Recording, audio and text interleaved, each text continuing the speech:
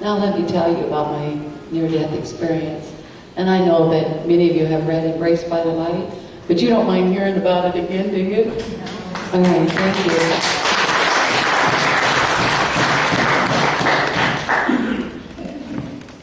I was 31 years old, again very fearful of death. I knew I was going to go to hell. When you're 31 years old, you're a little bit on the wild side. You say things, you do things that you know will doom you to hell. Well, that's where I was. I had to go in the hospital and have a hysterectomy. It wasn't the hysterectomy, it was God's will that I died. So none of you be fearful of a hysterectomy. Laying in my bed after surgery, I felt my body being drained of all my blood. I mean, it just, the doctors, they were out of the room. I was in the room alone.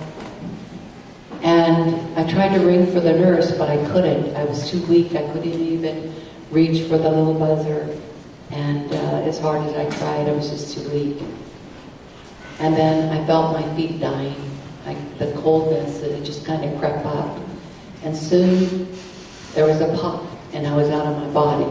As most of you who have had a near-death experience will say that it's the most unusual thing that could ever happen. Out of my body, I witnessed, and I'm going to cut through a lot of things because, again, the length of time and whatnot to tell it all. But 3 men in monk-like attire were standing there. But the 3 old men were there, and I was criticized often on the radio and television. They said, Betty, what, 3 old men? I said, well, they were ancient men and in monk-like attire. They said, well, I wouldn't make that up. I mean, who would make that up?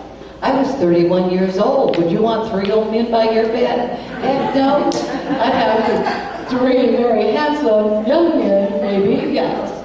But not 3 old men in monk-like attire. If I'm going to make up a story, it's going to be a good one.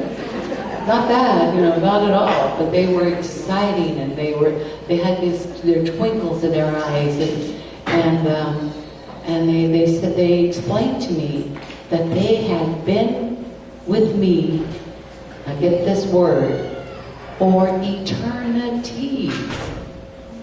I couldn't even comprehend an eternity. Most of us can't. But eternities? Wow. And then I could recall having known these men for eternities. I actually went home and visited my family. And I could see my husband sitting in a chair, reading the newspaper. Kids were running up and down the stairs. He was supposed to take better care of them than that, put them to bed. And they were not. I was dead in spirit. And I looked at him. I got right in front of him. I looked at him. And I thought, why didn't you put the kids to bed? Now, I think back on that, and I think that's kind of interesting in that wouldn't I say, honey, I love you, or some sweet nothing. I'm dead and he's not. I mean, I miss you, or something. But it wasn't that. I was chastising him. Why aren't you putting the kids to bed? You didn't do what I told you to do.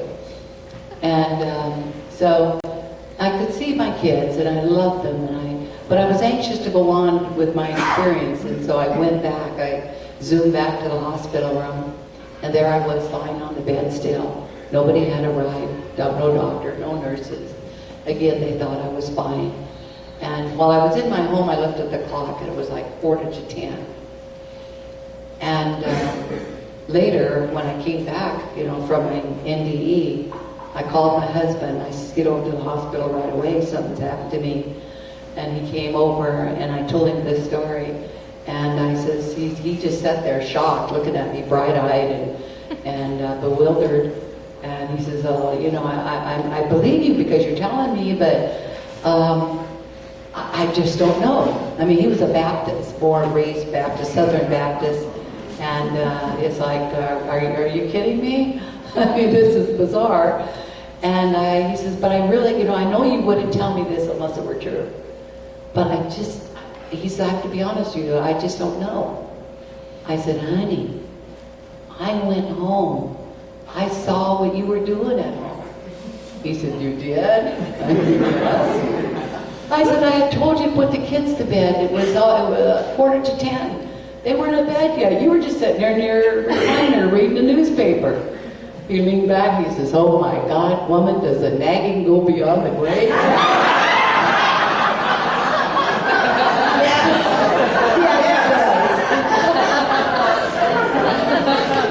The nagging does go beyond the grave for you. But it verified to him that yes, indeed, I had died. Because that is precisely what he was doing, and he knew it. And so while he had a hard time grasping every little detail of my experience, he knew that there was truth there. And there's things I shared with him that I never wrote in Embraced by the Light, because I felt that what I already shared was like too much. And so over the years, Joe kept a mental record of everything. And every time something would happen, he'd say, okay, bingo, you told me about that, now it happened. And on and on and on. And so over the years, he had that inside story, so to speak, of everything that unfolded that I knew would eventually occur. And so that was exciting, and it was kind of his little best kept secret. He loved it. I was taken into a very dark place. It was black. It was just totally void. Animals making their transition, and but it was peaceful. And so it wasn't a mad rush or anything. It was very gentle. It was very wonderful. But in that dark place is when I saw the pinpoint of light, and I was attracted to it, and it was as though someone was searching for me. And then it came, the light focused on me, and I was drawn into the light, and I wanted to go to the light. And as I was pulled to the light and into it, it just broadened. It was like narrow at one end. The narrow point would be the part that was actually on me, but as I went, it went out into a broader being. Now, I wasn't fearful. I wasn't anything. I was just very curious and interested in the journey. And then I saw that the light wasn't, it wasn't an actual light. It wasn't like a light beam or a bulb or anything shining upon me, but it was actually a beam of light.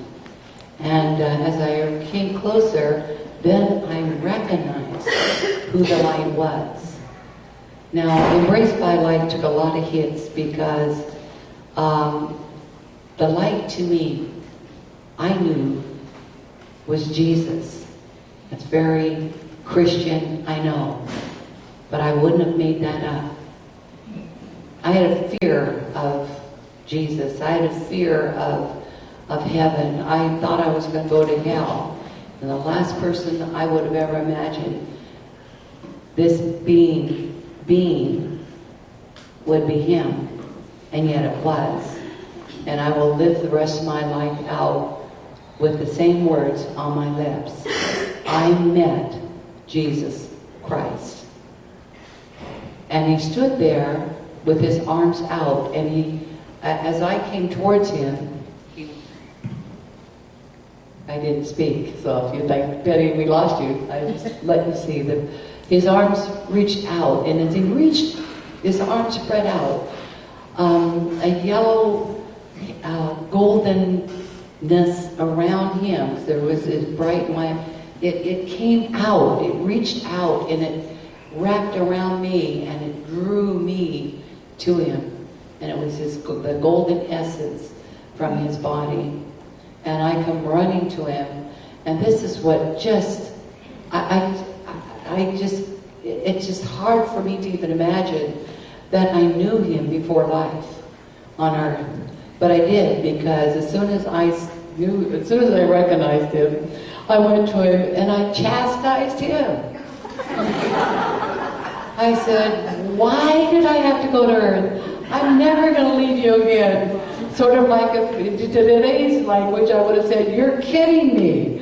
I had to go down there and experience everything that I did, and you're the reason for me having done that. I was chastising him, and he just reached and embraced me, and he laughed. And he has the most beautiful sense of humor. It's incredible. He just laughed at me. It was just it was just incredible. He says, now you need to know why you went down there. I have lived my life teaching all the principles I've learned during my near-death experience. That's all I care to do. I do this on my website. I do this through my books. I try to do it through my lifestyle. I want to live my word. I was taken into the garden where many of you know where I walked on the grass. And the grass could rise up, it could grow to the level that you liked it best. I mean, if you like a perfectly manicured lawn, it would stay exactly where you wanted it to. I was barefooted, and as I walked, I could feel it on the back of my calves. That's where I wanted it. You know, that little tickly feeling of walking in the woods. I love that. I was barefooted, it was crisp, the grass was green, it was beautiful, and I walked and I felt that beautiful feeling of the grass just kind of waving in the back of my calves. And I loved it. And as I looked down, and as it felt my love, it responded to my emotions, to my feelings towards it. And it kind of wiggled a little bit more. It's just incredible. Everything there, all the plants, all the flowers, all the trees, however you wanted them to be, they responded to your love. The cascading falls that I saw coming down, but as the water cascaded down from the falls, every droplet of water was praising God. Every droplet by its tone. And then I learned that we all have tone. You might not hear yourself, but our body, movement, everything about us, we have tone and energy. And when we are doing what is desirous of God, we are praising God by the very tone. The Native people say every step upon this earth is a prayer. And indeed, it is. It is because we are a gift. We are a prayer. Our movement means something. And if you do everything with grace and beauty, you are praising God in a most beautiful, beautiful way. It's awesome. And how we treat each other. We praise God. And so, you see, our lives can be a blessing even to God. Does He need to be blessed? Oh, yes.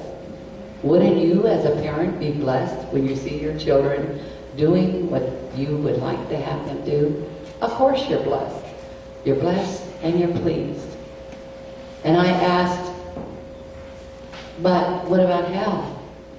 And Jesus said, if you are as a good mother, wouldn't cast any of your children into a lake of fire for something that they did that you disapproved of? And he just kind of looked at me and he said, how much greater is God's love than yours? And I felt, wow, that's a no-brainer. God's love is infinite. It is divine, it's eternal, it's everlasting. He loves us more than we can even imagine it. But if you, and we as near-death experiencers, and I think that even those who perhaps haven't had some of the teachings that I was given there and recall, you would still say that there couldn't be a hell. Couldn't. Because there's nothing but love. Incredible, magnificent love. A God of love would not destroy any one of us. He created us that we might find joy, that we might grow and be the beings of light that we need to be.